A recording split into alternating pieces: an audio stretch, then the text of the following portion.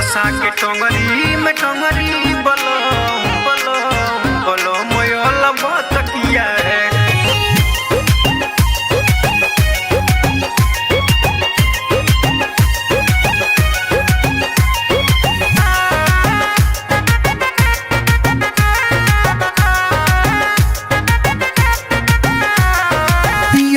के चढ़ल बा ऐसन जुनून हो सेजिया पर हमरा मिले ना सुकून हो ए सखी सुनलू पियाबा के चढ़ल बा ऐसन जुनून हो सेजिया पर हमरा मिले ना सुकून हो। रात में सोने ना दिया हमको हॉट किया है, रात में सोने ना दिया हमको हॉट किया है। फंसा के टोंगरी में टोंगरी बलम बलम मोयल बहुत किया है, ओल बहुत किया है रे फटाफट किया है, ओल बहुत किया है रे फटाफट किया है। फंसा के टोंगरी में टोंगरी बलम बलम मोयल बहुत किया है।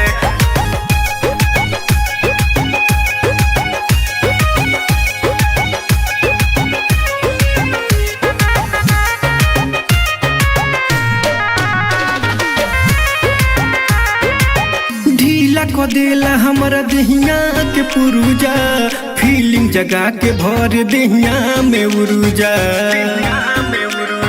ए सखी सुनलू ढीला को देला हमरा दहिया के पुरुजा फीलिंग जगा के भर दहिया में उरुजा। पूरा चाट के मलाई सफा चट किया है, पूरा चाट के मलाई सफा चट किया है। फंसा के टोंगरी में टोंगरी बलम बलम मोयल बात किया है, ओल बात किया है रे फटाफट किया है, ओल बात किया है रे फटाफट किया है। फंसा के टोंगरी में टोंगरी बलम बलम मोयल बात किया है।